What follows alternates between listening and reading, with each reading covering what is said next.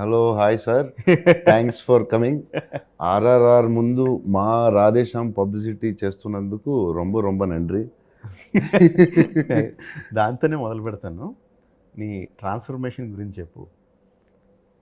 Cinema తప్ప, cinema camera తప్ప వేరే ఏ కెమెరా కనపడినా దూరంగా పారిపోవడం, ప్రమోషన్ అంటే భయపడిపోవడం, మైక్ అంటే ఇంకేదో చేసేయడం, పబ్లిసిటీ అంటే అంత భయం ఉన్న నీకు, అంత సిగ్గున్న నీకు, యాజ్ క్లోజ్ యాజ్ బాహుబలిలో కూడా పక్కన రాణా తమన్నా మాట్లాడుతుంటే ఆమె ఇద్దరు మాట్లాడి నేను కూర్చుంటాను.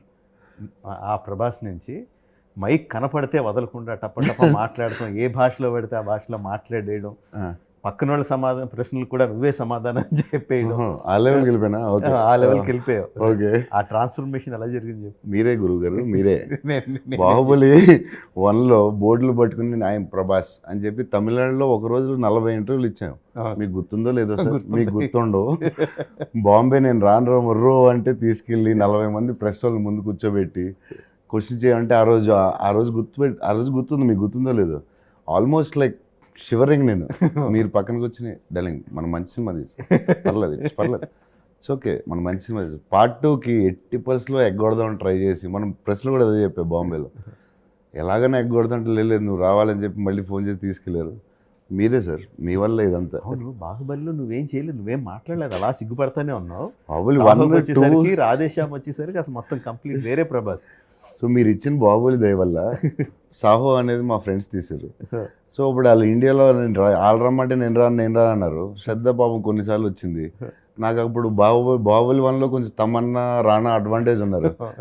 బాగా కొంచెం నువ్వు మాట్లాడు, తమన్నా నువ్వు మాట్లాడు అంటే ఫైనలీ వాళ్ళు కొంచెం కూడా నన్ను మాట్లాడలేదు, అది వేరే విషయం.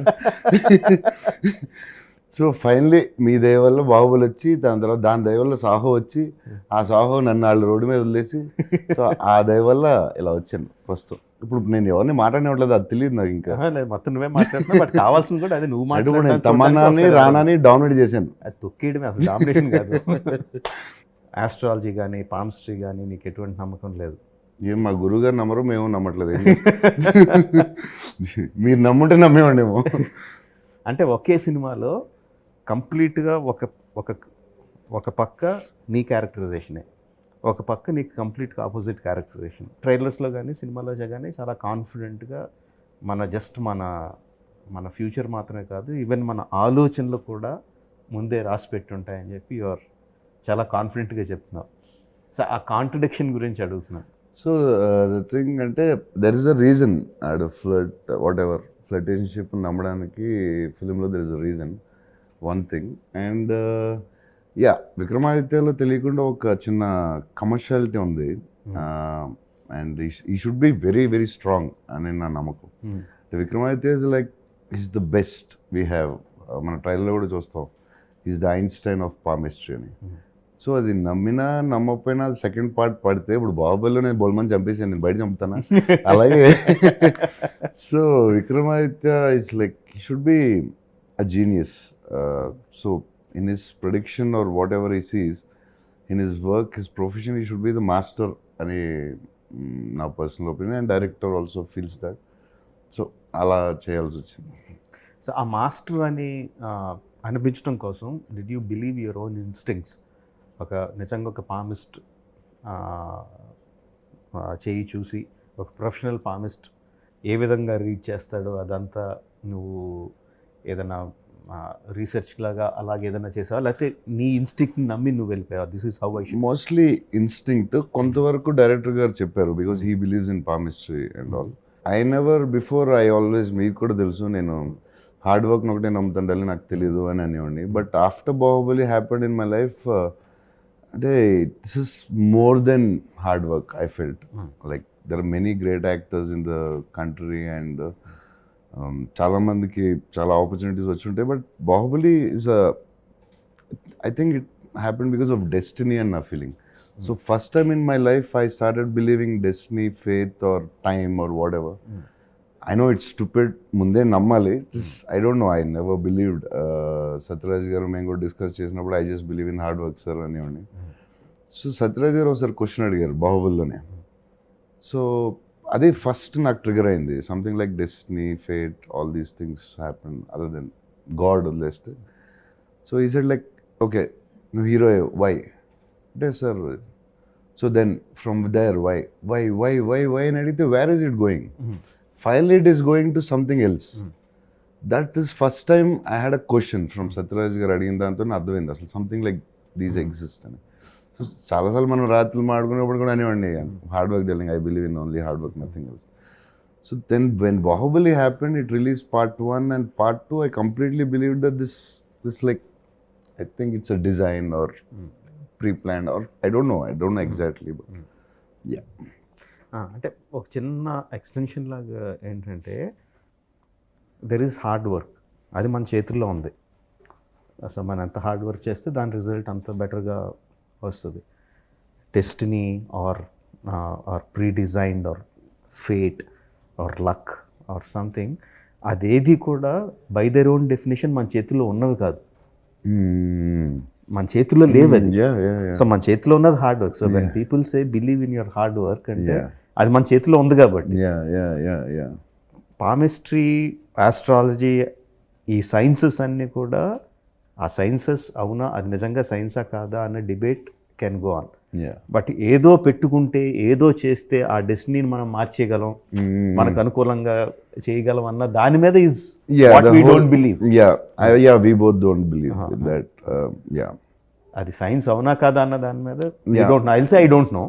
Even I'll say that because we also మన ఫ్యామిలీలో, మీ ఫ్యామిలీలో, మా ఫ్యామిలీలో కూడా చాలా ఇన్సిడెంట్స్ జరుగుంటాయి. మా పెద్దనాన్న గారికి కొన్ని ఇన్సిడెంట్స్, చాలా ఇన్సిడెంట్స్ జరిగినాయి. మా ఫ్రెండ్స్కి జరిగినాయి, చాలా వరకు జరగలేదు, కొన్ని జరిగినాయి. సేమ్ కొన్నిసార్లు రైట్ అయినాయి, చాలాసార్లు తప్పు అయినాయి. సో కంగనా ఒక ఇంట్రెస్టింగ్ న్యూస్ చెప్పింది నాకు ఏక్ నిరంజన్ సినిమాలో.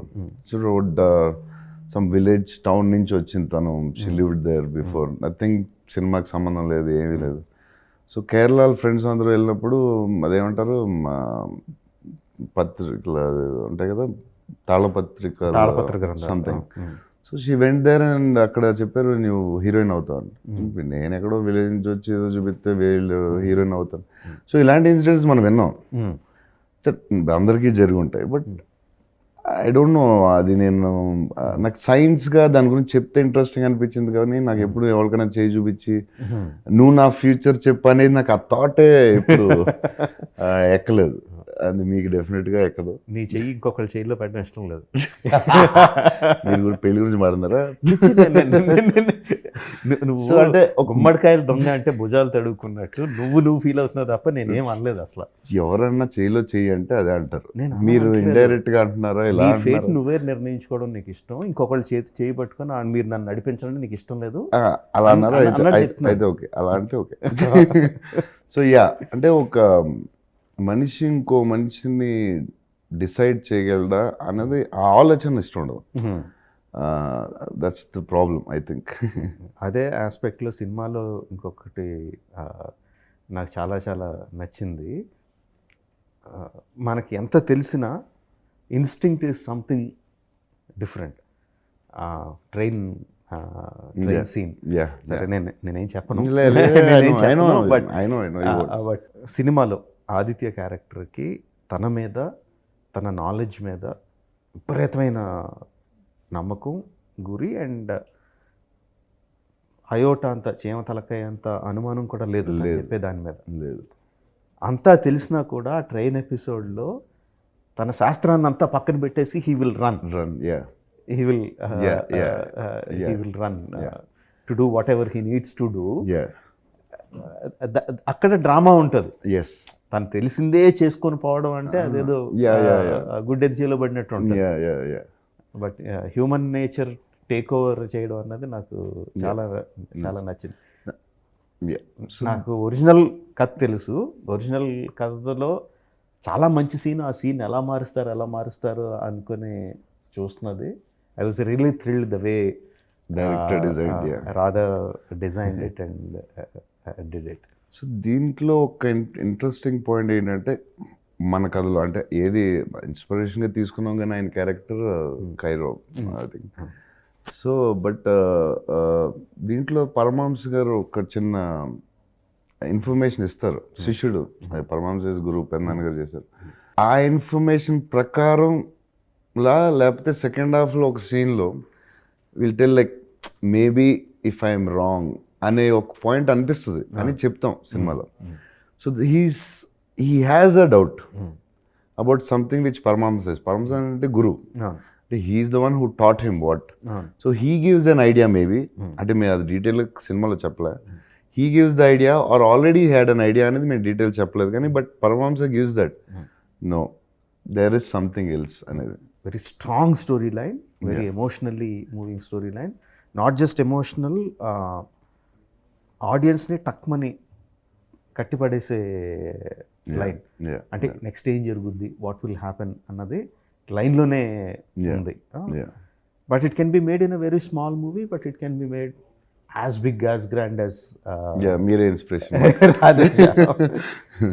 సో ఎక్కడ అనిపించింది అంటే రాధా చెప్పినప్పుడే గ్రాండ్ స్కేల్ మీద చెప్పాడా, ఆర్ గ్రాండ్ స్కేల్లోకి వెళ్దామని ఫర్దర్ వచ్చింది? డెఫినెట్లీ ఆఫ్టర్ బాహుబలి తెలియకుండా the producers, art, camera, dressing, everything became naturally big మాకు. బట్ రాధా చెప్పినప్పుడు ఆ ship episode it was really grand.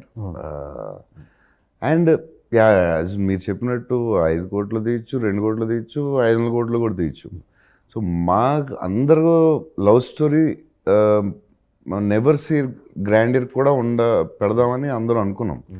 So Manoj Paramahamsa గారు కానీ, ఆర్ట్ కానీ, వాట్ ఎవర్, అండ్ మన ప్రొడ్యూసర్స్ ముందే రెడీ అయిపోతారు కదా, ఎస్ అని. సో ఇవన్నీ జరిగినాయి. But yes, Radha has the idea of grand, ఎందుకంటే ద ట్రైన్స్ కానీ ద షిప్ ఎపిసోడ్ డిసైడ్ చేసేటంటేనే he want to show it very grand. Talking about ship episode చాలా చాలా బాగా వచ్చింది. అబ్బా, రాజమౌళి అన్నాడు, అందరూ వింటున్నారు కదా, రాజమౌళి బాగుందన్నాడు అంటే ఇంకా ఓకే. అంటే డిజైనింగ్ కానీ నేను చాలాసార్లు అంటూ ఉంటాను, జస్ట్ గ్రాండియర్ కోసం గ్రాండియర్ పెడితే అది తేలిపోద్ది.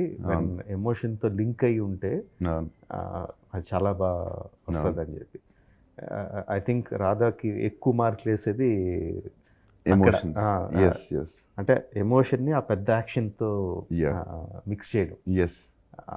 అంటే ఎక్స్ట్రీమ్ వైడ్ షాట్స్ కానీ, మీడియం షాట్స్ కానీ, క్లోజ్ షాట్స్ కానీ, ఏది డివైడ్ చేసినా the amount of hard work that's been done.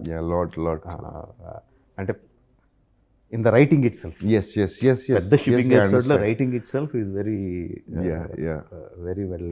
Well done. I always tell, అంటే నాకు మీరే ఎక్కువ ఇన్స్పిరేషన్ కాబట్టి, and I learned a lot from you. I tell all my directors, Sujeeth కానీ, రాధాకి కానీ, నేను రాజమౌళి గారి దగ్గర నేను నేర్చుకుంది చెప్తా ఉంటాను ఎప్పుడు.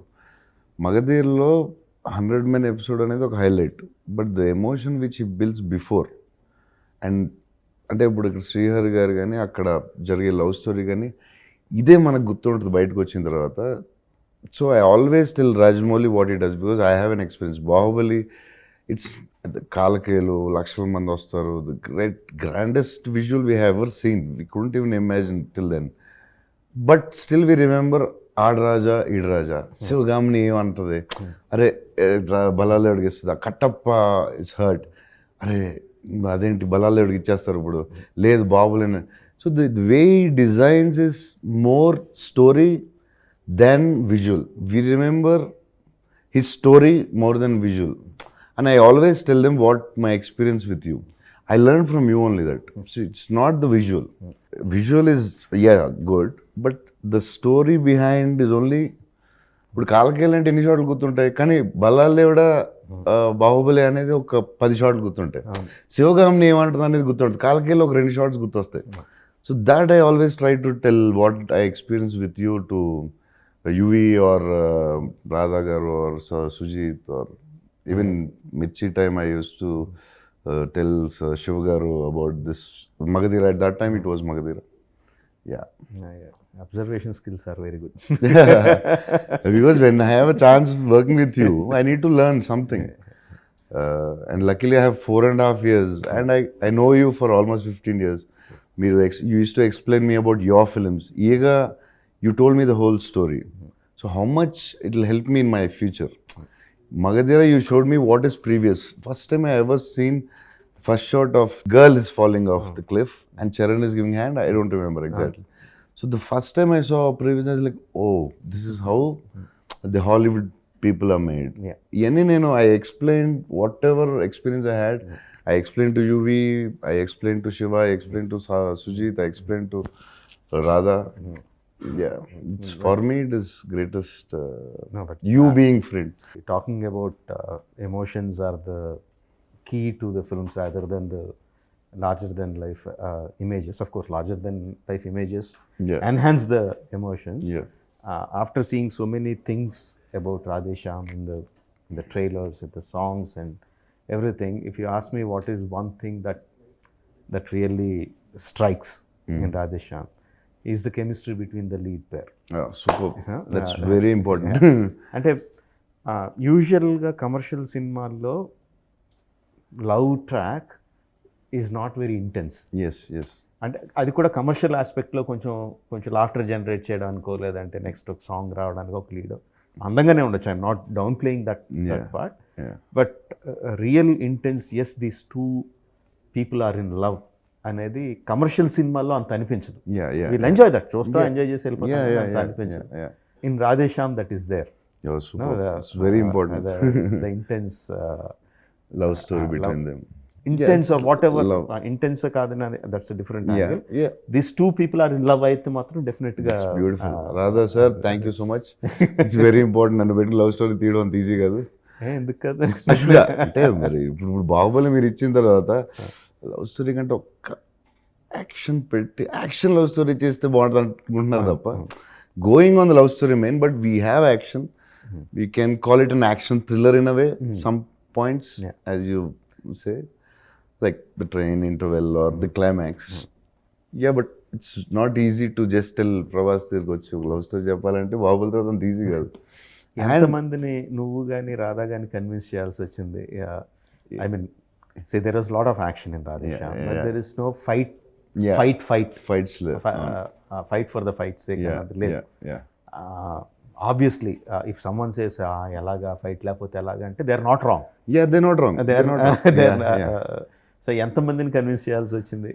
అంటే ఒక పాయింట్లో director is very strong, but UV producers ఒకసారి అంటే there is a chance of fight. We can create a fight any which way, అవును. Because Vikramaditya is also there is a chase, tree కింద జారుతాడు, so he has the action mode అవును అని చూపించాం పరిగెట్టే విధానంలో. కానీ హీ క్యాన్ డూ యాక్షన్. అంటే ఫైట్ చేస్తాడో అది ఎప్పుడు చెప్పలేదు కాబట్టి, బట్ క్లైమాక్స్లో చూస్తే ఫైట్ కూడా చేయగలడేమో అనిపిస్తుంది. అండ్ లవ్ స్టోరీ గురించి మిమ్మల్ని ఒకటి అడగాలి. సో వర్షం చూసారు మీరు, చూసి వచ్చి అసలు ఒక అబ్బాయి అమ్మాయి వెనకాల పడడం అసలు నేను రాయలేను డార్లింగ్, నేను అసలు చూడలేను, I don't understand that concept అని కట్ చేస్తే 500 సంవత్సరాలు అబ్బాయి ఒక అమ్మాయి వెనకాల పడ్డాడు అని మగధీర తీశారు. దానికి ఏంటి అసలు అసలు ఆ లవ్ స్టోరీకి అసలు ఏంటో వర్షంలో ఏదో కొంచెంసేపు ఉంటుంది, అది ఉంటుంది. మీరు మగధీరలో ఒక ఎంత 500 years అమ్మాయి వెనకాల అబ్బాయి పడతాడు, అదేంటిది అసలు ఆ వేరియేషన్ ఏంటి 4 yearsలో? నువ్వు చెడగొట్టున్నావు. నేను ఎక్కడ చెడగొడతాను Rajamouli. But yeah, that was a little interesting part. ఎందుకంటే ద ట్రావెలింగ్లో like we have like 10 years or 15 years or 18 years, I don't remember. So వర్షంలో మీరు అసలు నేను రాయలేను, అబ్బాయి అమ్మాయి వెనకాల అలా పరిగెట్టే సినిమా నేను రాయలేను. కట్ చేస్తే మగధీర, నేను అది పట్టించుకోలేదు. ముందు ఇలా అనేవాడు అంటే ఎవరో చెప్పారు, మరి మగధీర 500 అమ్మ కరెక్టే కదా. So finally you like the guy behind the girl or girl behind the guy, whatever you liked. No, just the just ఐస్లో ఒకరినొకరు చూసుకునే విధానం అంత సింపుల్గా చెప్పాలంటే. అయితే మీరు డెవలప్ అయ్యారు.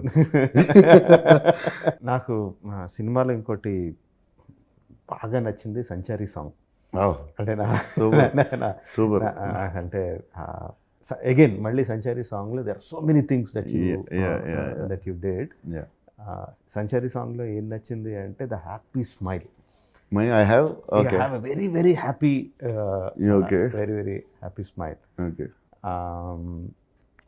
There is something else behind that smile. It has a story. There is a story. There is okay. There is sadness. How did you feel? ఆ వెనకాల సాడ్నెస్ని దాచుకొని ఆ స్మైల్ ఇవ్వాలనుకొని ఫీల్ అయ్యవా చేసేటప్పుడు? లేదు, ఆ సాడ్నెస్ తను యాక్సెప్ట్ చేసాడు కాబట్టి ఫుల్గా హ్యాపీగా ఉంటాడని ఫీల్ అయ్యావా? ఎవ్రీథింగ్.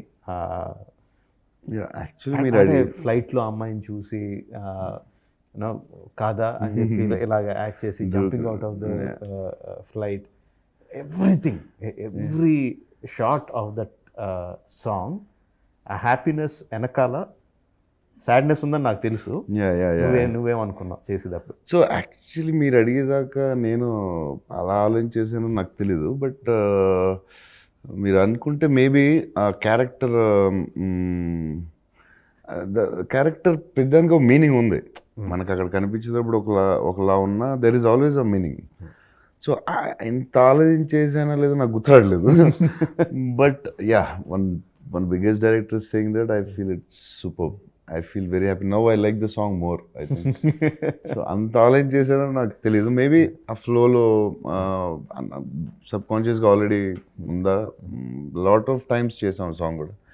అండ్ ఆ ఫ్లైట్లో ఉన్న షాట్ రాధా రాసిందే మాంటేజ్, నాకు చాలా ఇష్టం. సినిమాకి ప్రమోషన్ ఎంత ఇంపార్టెంటో మనందరికీ బాగా తెలుసు, చేస్తూ ఉంటాం. So making videos, we started highlighting making videos from Baahubali చేసాం. నాకు సాహో మేకింగ్ వీడియో విపరీతంగా నచ్చింది. ఫస్ట్ టైం నాకు రాధేశ్యామ్ మేకింగ్ వీడియో చూస్తే ఎమోషనల్ ఫీల్ అయ్యి ఉండాలి. నాకు అంటే Covid stopped Radhe Shyam in Europe అని అంటే, సరే ఆ రాధేశ్యామ్ ఒకటే కదా, అందరం కూడా అయిపోయాం కదా అని చెప్పి ఆ రోజులు కొంచెం గుండెలాగా అన్నట్టు అలా వెళ్ళిన తర్వాత, so Radhe Shyam brought Europe to India అనగానే చాలా ప్రౌడ్గా, చాలా ఎమోషనల్గా అనిపించింది. ఎవరికి వచ్చిందో కానీ ఆ thought, fantastic, fantastic thought, very nice. Lot of people are saying the making video కి ఎంత అప్లోజ్ వస్తుందని, నాకు ఫస్ట్ టైం ఇంత అప్లోజ్ వచ్చిందని నా ఫీలింగ్. సో మీకు నచ్చిందంటే ఇంకా అది మేకింగ్ వీడియో అరే భలే ఉందరా అనుకోవడం వేరు, ఎమోషనల్గా ఫీల్ అవ్వడం వేరు. I felt very nice about it. There is confidence, there is creativity, there is emotion, everything. Radheshyam brought Europe to India అన్నది, there is a lot of and truth to that. So it felt very nice. Luckily nice, correct టైంలో making, అందరూ అనుకున్నారు making video బాగా reach అవుతుందని. And yeah, before release అలా నచ్చడం, మీకు కూడా నచ్చడం వెరీ హ్యాపీ. ఇంకోటి, మన ఈ సినిమాలో రాధేశ్యామ్లో ఇంకొక ఇంట్రెస్టింగ్ థింగ్ జరిగింది. అన్నపూర్లో మనం షూటింగ్ చేస్తున్నాం, మీరు ఇంకో సెట్, అది మీకు 3-4 సెటప్స్ ఉన్నట్టున్నాయి. సో ఐ థింక్ ఆ రోజు ఖాళీ లేనట్టున్నాయి సెటప్స్ అయ్యి. సో మనం రాధేశ్యామ్లో మేము సెటప్ చేస్తే కార్తిక్ ఫోన్ చేసాడు, అన్నా ఇది మనకు ఒక చిన్న సెటప్ ఉంది ఆలియా భట్తో, అది చేద్దాం అంటే, అది చేసారా బాబు, బోల్డ్ ఖాళీ ఉంది అని చెప్పి. అంటే ఇది ఒక ఎక్స్ట్రాడినరీ, అంటే చాలా రేర్గా జరుగుద్దేమో. అవును.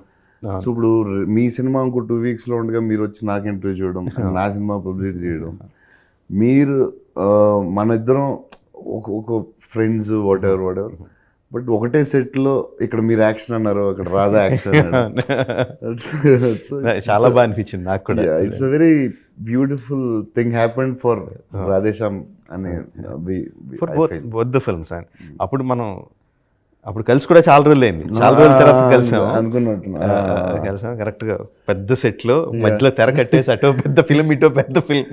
మీరు యాక్షన్ అన్నారు, వెంటనే రాధా యాక్షన్ అన్నాడు. It's very nice feeling.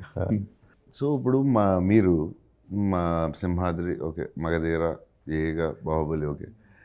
So మీరు ఆ బిగ్ ఫిల్మ్స్ మీకు చాలా ఇష్టం అని తెలుసు, creating different world, and now everybody are trying that. మీకు ఎప్పుడన్నా అసలు చిన్న సినిమా చేయగలరా? ఒక బుజ్జి సినిమాకు 3 కోట్లు 4 కోట్లు అని నాకు అప్పుడప్పుడు కొన్ని లైన్ చెప్పేవారు. నాకు పెద్దదొద్దు, నాకు I want to small film. Maryadamma is a small, but still it is Rajamouli Maryada Ramanna. It is not Maryada the small film, it is Rajamouli. When the Sunil ఇలా అనగానే వెనకాల డడాంగ్ అని కార్ పడడం, it is not a small film. So అంటే పర్సనల్గా ఎప్పుడైనా చేయగలరా? అసలు ఉందా, లేకపోతే అసలు ఎప్పుడు వద్దా, అవసరం లేదా? అంటే తెలియదు darling. See the way I work is obviously మనం ఇంతకుముందు మాట్లాడుకున్నట్టే emotion is what makes us do a film.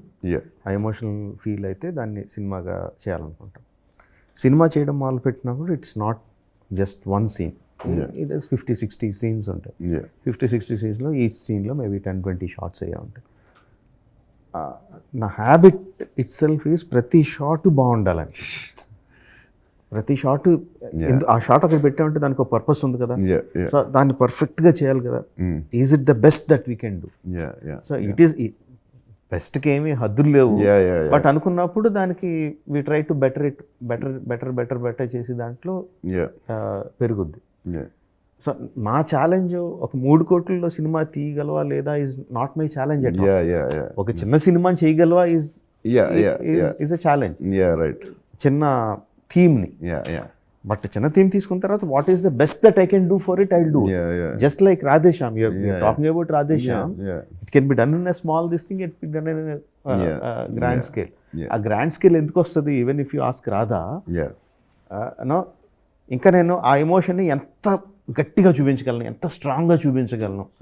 Hero last మినిట్లో అక్కడికి ఎగెయిన్స్ట్, తన ప్రిడిక్షన్కి ఎగెయిన్స్ట్గా అక్కడికి వెళ్ళగలడా లేదా, అంత చేస్తున్న దానికి నేను ఎంత స్ట్రాంగ్గా చూపించగలను అన్న దాంట్లోంచి షిప్ ఎపిసోడ్ వచ్చింది తప్ప ఇప్పుడు షిప్ ఎపిసోడ్ ఎక్కడ పెడదాం అంటే రాదు కదా. రాలేదు. కరెక్ట్. సరే, ఇంకొకటి, ఇప్పుడు చరణ్, తారక్ ఇద్దరు సూపర్ స్టార్స్ని పెట్టుకుని ఆరాధన చేస్తున్నారు. నన్ను గెస్ట్ అపీరెన్స్గా అడగాలని అనిపించలేదు. నేను, చరణ్, తారక్ ముగ్గురు బాగుండేది కదా. అసలు ఆ డౌట్ రాలేదా, చేయాలనిపించలేదు? లేకపోతే మీకు మీరు అనుకున్న ఆ విజన్లో అసలు ఎక్కడ కనపడలేదా?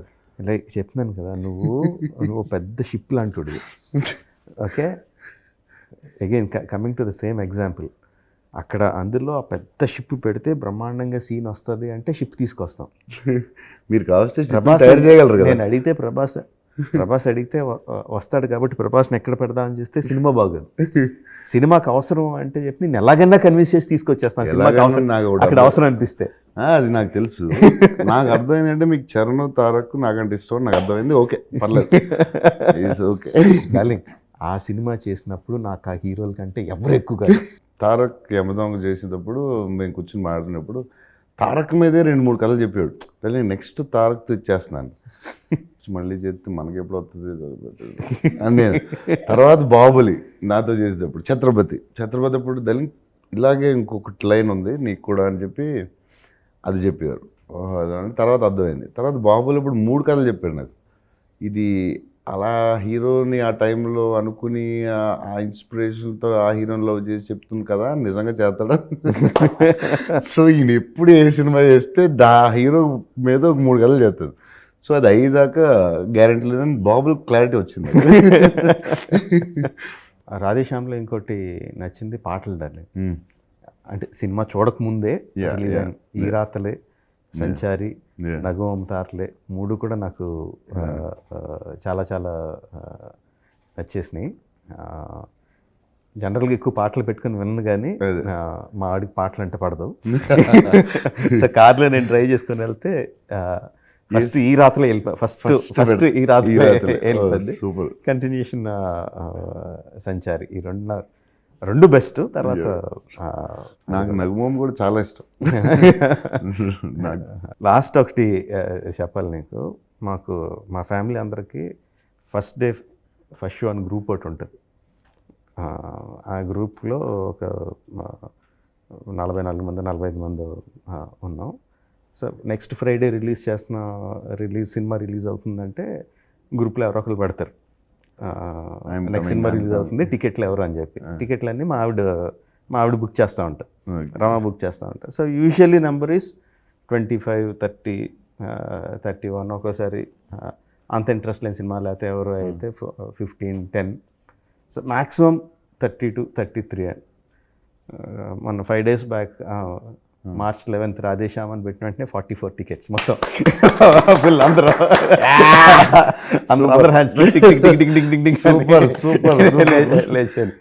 Just indication of how eager the people are waiting for Radhe Shyam.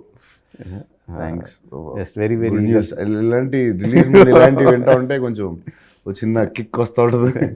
Of course నేను చూసాను అనుకో, బట్ ఎవరు లేకుండా ఎయిటింగ్ రూమ్ లో చూడడం ఈజ్ డిఫరెంట్. బట్ అందరు క్రౌడ్ తో థియేటర్ లో చూడడం is very different. So eagerly and ఈ కోవిడ్ తర్వాత అందరికి థియేటర్ లోనే చూడాలని ఉంది, ఎందుకంటే ఎక్స్పీరియన్స్ మిస్ అయిపోయారు 2-3 years. చాలా